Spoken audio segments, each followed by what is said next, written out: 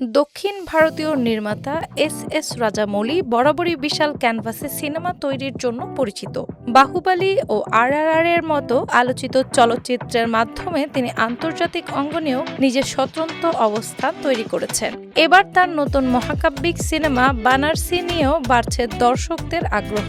অনেকদিন ধরেই ধাপে ধাপে ছবিটির শুটিং চলছে। এরই মধ্যে সিনেমাটির একটি গুরুত্বপূর্ণ দৃশ্য নিয়ে সামনে এসেছে নতুন চমকপ্রদ তথ্য। জানা গেছে, একটি বিশাল যুদ্ধ দৃশ্যে প্রধান চরিত্রে থাকা মহেশ বাবুর সঙ্গে একসঙ্গে অংশ নেবেন প্রায় ৩,৫০০ জন জুনিয়র শিল্পী। ভারতীয় সংবাদ মাধ্যম মিডডে জানিয়েছে, এই যুদ্ধ দৃশ্যের প্রস্তুতি কয়েক সপ্তাহ ধরেই চলছে।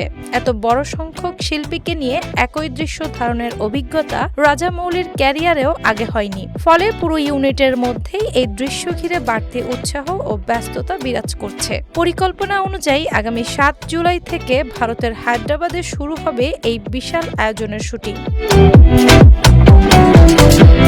একটি দিনের মধ্যে নয়, বরং কয়েকদিন ধরে ধাপে ধাপে দৃশ্যটির ধারণ কাজ সম্পন্ন করা হবে। সম্প্রতি ২৭ জুন ফ্রান্সের প্যারিসে অনুষ্ঠিত লা সিনেম্যাটিক ফ্রাঞ্চাইজ অনুষ্ঠানে অংশ নেন এস রাজামৌলি। সেখানে তিনি বানারসি সিনেমার একটি বিশেষ ঝলক প্রদর্শন করেন। প্রদর্শনের পর উপস্থিত দর্শক ও অতিথিদের কাছ থেকে ইতিবাচক প্রতিক্রিয়া পান তিনি। সেই অনুষ্ঠানে আলাপচারিতার সময় ছবির নতুন যুদ্ধ দৃশ্যের পরিকল্পনার কথা প্রকাশ করেন এই নির্মাতা।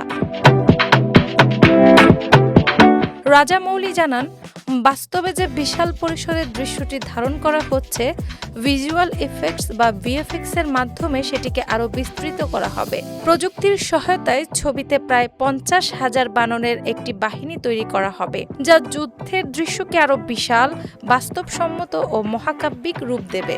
বড় বাজেটের এই পৌরাণিক অ্যাকশনধর্মী সিনেমায় মহেশ বাবুর পাশাপাশি অভিনয় করেছেন বলিউড তারকা প্রিয়াঙ্কা চোপড়া এবং মালায়ালাম অভিনেতা পৃথ্বীরাজ সুকুমারন।